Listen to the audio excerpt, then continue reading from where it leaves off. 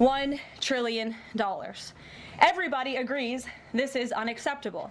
President Trump is delivering on his promise to fix this problem, and he has taken a long overdue and much needed bold stance for American workers after decades of our manufacturing base being hollowed out. The president's rationale for imposing these powerful tariffs was legally sound and grounded in common sense.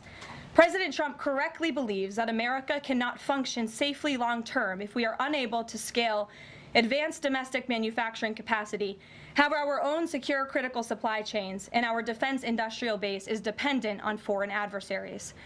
Three judges of the U.S. Court of International Trade disagreed and brazenly abused their judicial power to usurp the authority of President Trump to stop him from carrying out the mandate that the American people gave him. These judges failed to acknowledge that the President of the United States has core foreign affairs powers and authority given to him by Congress to protect the United States economy and national security. Congress had created the National Emergency Act to provide the congressional framework to strike down improper IEEPA use, and any questions over whether President Trump improperly imposed these IEEPA tariffs were already adjudicated in Congress following Liberation Day.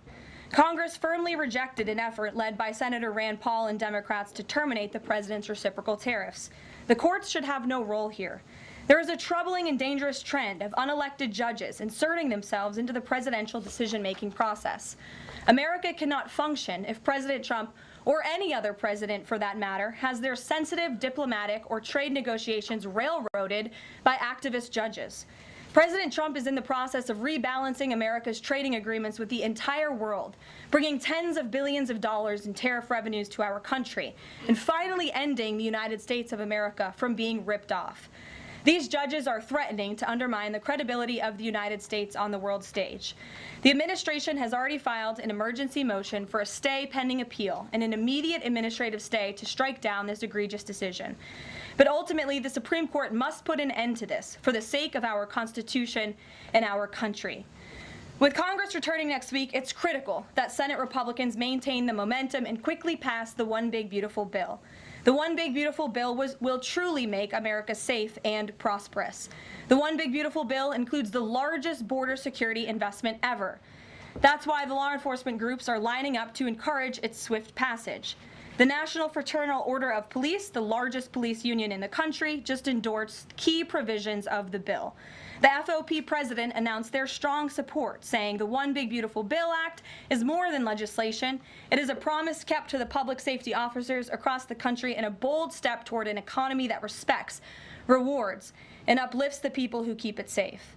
And the National Border Patrol Council, which represents nearly 20,000 Border Patrol agents, hailed the legislation as well. The group's president said this legislation provides a once-in-a-generation investment in the border security of our great country and will make America safer. The One Big Beautiful Bill will guarantee we can permanently have the safest, strongest, and most secure immigration system in American history. I also want to take the opportunity to debunk some false claims that have been circulating in the press about this bill. The blatantly wrong claim that the One Big Beautiful Bill increases the deficit is based on the Congressional Budget Office and other scorekeepers who use shoddy assumptions and have historically been terrible at forecasting across Democrat and Republican administrations alike. For example, just before Congress enacted the original Trump tax cuts at the end of 2017, the same CBO projected that growth would average a mere 1.9% over the next 10 years. However, by 2019, actual growth had surged to 3.4% once the Trump tax cuts went into effect, exceeding the CBO forecast by nearly 2 full percentage points. The CBO's latest forecast makes the same anemic growth assumptions as they did in 2017, missing the impact of the One Big Beautiful Bill. The CBO assumes long-term GDP growth of an anemic 1.8%, and that is absurd. The American economy is going to boom like never before after the One Big Beautiful Bill is passed.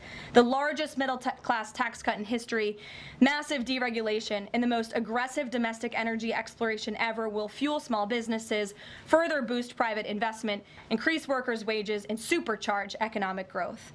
The Council of Economic Advisors has factored in the effects of all these pro-growth policies and estimated in their own analysis analysis that growth will average 3% in the long run after the One Big Beautiful Bill is passed, which is nearly double the ridiculous CBO projection. This higher growth would result in $4.1 trillion in additional revenue over the next 10 years. Between the common sense spending reforms contained in the One Big Beautiful Bill and the robust economic growth that will be generated as a result of it, there will be no increase to the deficit. The same analysis from the CEA shows just how this historic package will unleash prosperity and ignite a blue-collar boom across America. But if the radical Democrats get their way and the One Big Beautiful Bill does not pass, Americans will face a whopping $4 trillion tax hike. This is unacceptable to President Trump. President Trump will not allow Democrats to massively raise Americans' taxes. Senate Republicans must get this bill passed. The failure is not an option. The American people are counting on Republicans to deliver. In other news, despite all the doom casting from the media, Americans are growing more and more optimistic about the economy under this president. Consumer confidence surged in May with the biggest monthly jump in 4 years, smashing expectations. According to the release from the Consumer Confidence Index, the increase in confidence was broad-based across all age groups, income groups, and political affiliations. Our country is clearly heading in the right direction under President Trump's bold leadership. For the first time in history of Rasmussen polling, a majority of Americans believe the country is on the right track. It's unsurprising because the president is fulfilling the promises he made to the American people. Here in our new media seat today, we have the editor-in-chief of The Federalist, Molly Hemingway. The Federalist is led by Molly and Sean Davis and provides fearless journalism and coverage of politics and culture to millions of readers all over the world. Thank you for being here, Molly, and why don't you please kick us off? Thank you, Karoline. Thank you. In the first Trump administration, there was an effort to stymie the agenda of Trump through the Russia collusion hoax perpetuated by many people in the media, including some people seated here, or the media outlets they represent, and other Democrats as well. The second Trump administration, to reference what you said at the beginning, seems to be subject to an effort to stymie the agenda using rogue lower court judges. You mentioned that the Supreme Court could and should do something to rein in these lower court judges. Also, Congress could do something about it, but they don't seem terribly interested in it. It also seems there's not much of an actual coordinated effort from this White House to take and tackle this effort from judges, Democrats and other people using these judges to stymie the agenda. Is there an actual effort by this White House to tackle this issue in a comprehensive way, and if so, what is it?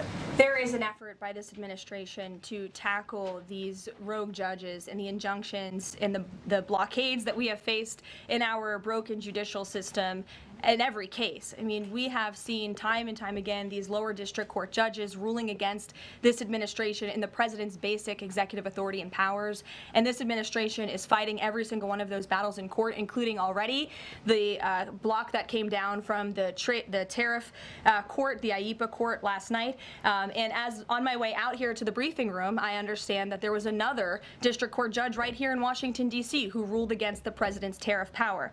And I will get to the heart of your question, and I'm glad that we are addressing this in the room today, because nationwide injunctions ordered against the first Trump administration, Trump 1.0, account for more than half of the injunctions issued in this country since 1963.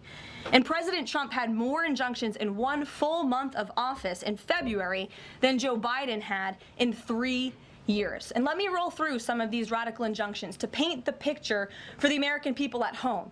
These are not just talking points. These are real judges in the court of law who are trying to block the president's power and the policies that he was elected to enact.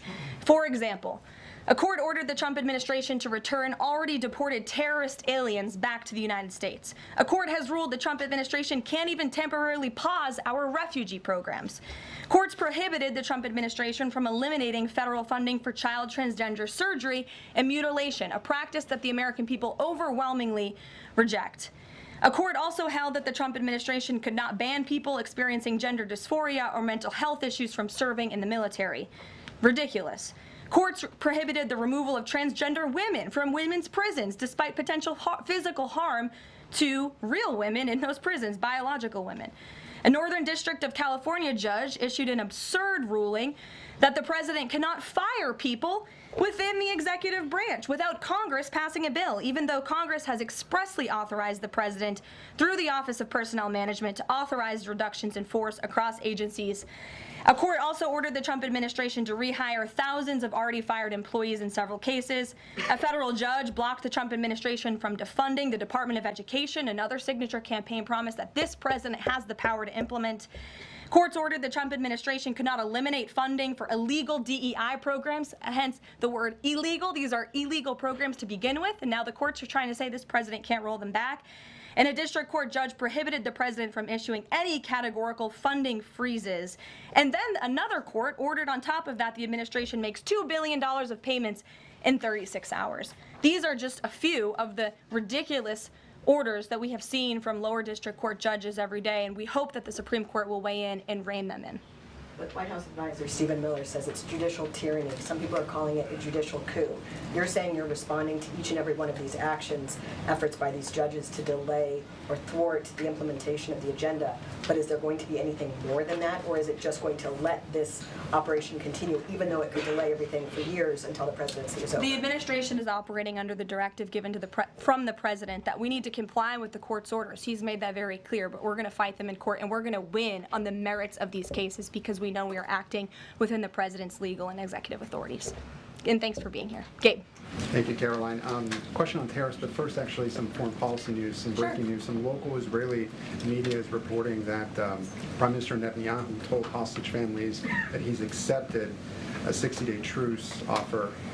So can you confirm, have Israel and Hamas agreed to a truce? I can confirm that Special Envoy Witkoff and the president submitted a ceasefire proposal to Hamas that Israel backed and supported. Israel signed off on this proposal before it was sent to Hamas. I can also confirm that those discussions are continuing, and we hope that a ceasefire in Gaza will take place so we can return all of the hostages home, and that's been a priority from this administration from the beginning. I won't comment further as we are in the midst of this right now. So to be clear, you don't know if Hamas has accepted it yet? Not to my knowledge, but certainly if that becomes the case and this ceasefire goes into effect, you'll hear it directly from myself, the president, or Special Envoy Witkoff. And on tariffs, Kevin Hassett earlier this morning, he brushed off a legal ruling and called it a hiccup, and he said that trade deal negotiations would continue. Why would other countries continue these trade deal negotiations given the ruling? Because other countries around the world have faith in the negotiator-in-chief, President Donald J. Trump. And they also probably see how ridiculous this ruling is, and they understand that the administration is going to win, and we intend to win. We already filed an emergency appeal. We expect to fight this battle all the way to the Supreme Court. These other countries should also know, and they do know, that the president reserves other tariff authorities, Section 232, for example, to ensure that America's interests are being restored around the world. But I can confirm that our ambassador for trade, Jamison Greer, already heard from countries around the world this morning who said they intend to continue with these negotiations. Peter. Thank you, Caroline. So many of the president's plans right now are being blocked by courts. If the courts are going to be the ones who are shaping policy, does the president wish he would have just become a judge instead? I think the president would take this job over being a judge, and certainly the president is acting within his authority. He wishes judges would do the same. But so the courts are basically telling you guys they think that the White House's policies, the president's policies, are in some way against the law. So why can't President Trump ask the Republicans that control the House and the Republicans that control the Senate just to make a new law? Well, these laws have already been granted to the president by the Constitution and by laws that have been previously passed. I'll give you another example. For instance, we've been blocked in court for the revocation of visas from individuals who have the privilege of studying in the United States of America. Secretary of State Rubio has simply used his authority to revoke those visas, to revoke that privilege, and we've seen the courts try to block that. So if these judges want to be the Secretary of State or they want to be the president, they can run for office themselves. It should be the other way around. But all of the actions the president has taken rely on legal authorities that have already been granted to him by our nation's existing laws. And on a different topic, there are some folks in President Biden's inner circle who are now in talks with Republicans in Congress to give interviews about how they may have handled President Biden's decline. Is the president satisfied with aides only sitting for these transcribed interviews, or would he also like to see some kind of testimony from the former First Lady, Dr. Biden? I think frankly, the former First Lady should certainly speak up about what she saw in regards to her husband and when she saw it and what she knew. Because I think anybody looking, again, at the videos and photo evidence of Joe Biden with your own eyes and a little bit of common sense can see this was a clear cover-up. And Jill Biden was certainly complicit in that cover-up. There's documentation, video evidence of her clearly shielding her husband away from the cameras. They were just on The View last week. She was saying everything is fine. She's still lying to the American people. She still thinks the American public are so stupid that they're going to believe her lies. And frankly, it's insulting, and she needs to answer for it.